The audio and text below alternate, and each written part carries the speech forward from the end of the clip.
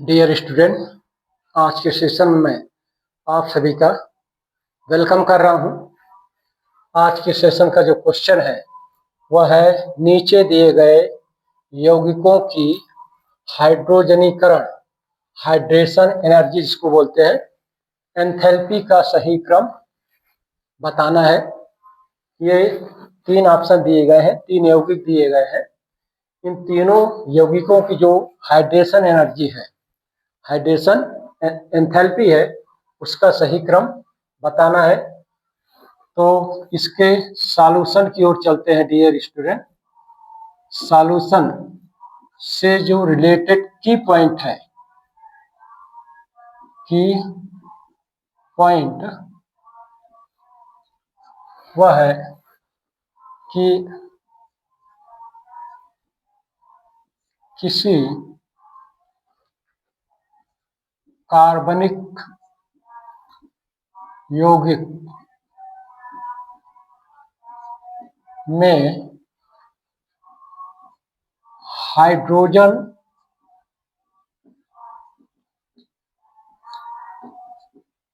जुड़ने के बाद पश्चात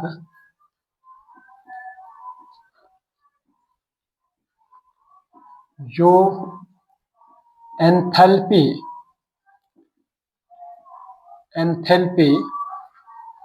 उत्सर्जित होती है, निकलती है, मतलब जो ऊष्मा निकलती है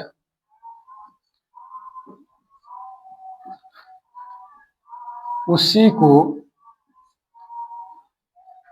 हाइड्रोजनीकरण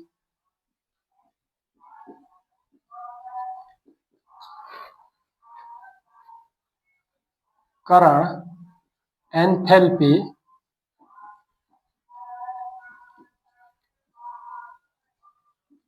कहा जाता है। डियर स्टूडेंट, ये तो एंथैल्पी हुई। तो किसी कार्बनिक यौगिक में जब हाइड्रोजन ऐड होता है तो उस समय जो ऊष्मा निकलती है, मतलब ऊष्मा निकलती है, उत्सर्जित होती है, तो जितनी ऊष्मा की मात्रा उत्सर्जित होती है उसी उत्सर्जित ऊष्मा की मात्रा को क्या बोलते हैं, उस यौगिक की एंथैल्पी कहा जाता है। द्विबंध युक्त या त्रिबंध युक्त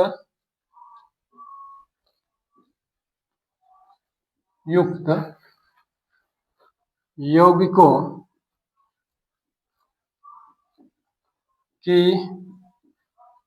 हाइड्रोजनीकरण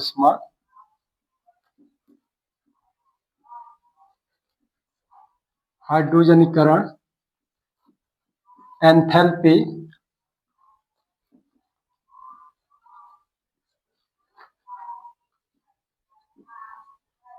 अधिक होती है। कहने का मतलब कि जो असंतृप्त हाइड्रोकार्बन होते हैं उनकी एंथैल्पी जो हाइड्रोजनीकरण ऊष्मा होती है वो अधिक होती है किससे, संतृप्त हाइड्रोकार्बन से। तो इस तरह का एक की पॉइंट है। तो अब इस क्वेश्चन का जो आंसर है आपको देखना पड़ेगा कि किसमें द्विबंध ज्यादा है। तो आप देख रहे हैं कि इसमें जो फ्री, जैसे एल्कीन टाइप का द्विबंध, एल्कीन या एल्काइन टाइप का बंध नहीं है। इस रिंग के अंदर बंध है लेकिन वो बंध एल्काइनिक टाइप के नहीं होते, एल्कीन टाइप के नहीं होते, एल्काइन टाइप के नहीं होते, ठीक है।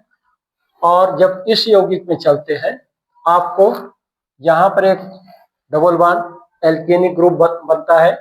जब इस यौगिक पर चलते हैं तो यहाँ पर 3 एल्केनिक बॉन्ड मिलते हैं, द्विबंध युक्त है।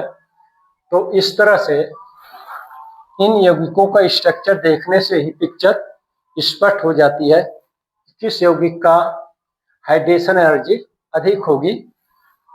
तो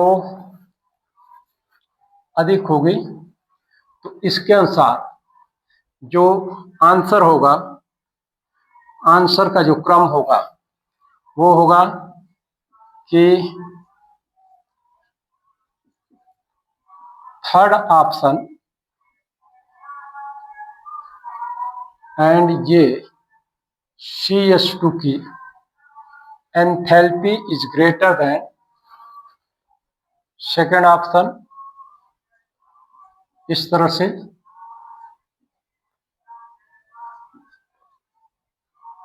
CH2 एंड यहाँ पर H3C है, यहाँ पर CH3 है, और सबसे कम एंथैल्पी क्या होगी, फर्स्ट ऑप्शन में जो यौगिक दिया हुआ है इस तरह से CH3 and CH3 and H3,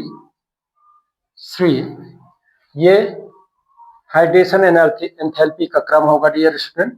और इस क्रम में जो है ऑप्शन आपके क्वेश्चन के आंसर में 3-4 ऑप्शन दिए होंगे, इसमें से जो ये ऑप्शन होगा, इस प्रकार का जो ऑप्शन होगा वो इस क्वेश्चन का सही आंसर है। तो डियर स्टूडेंट, नेक्स्ट वीडियो में आप सभी के लिए एक नए क्वेश्चन के आंसर के साथ इंटरेक्ट करूंगा। धन्यवाद।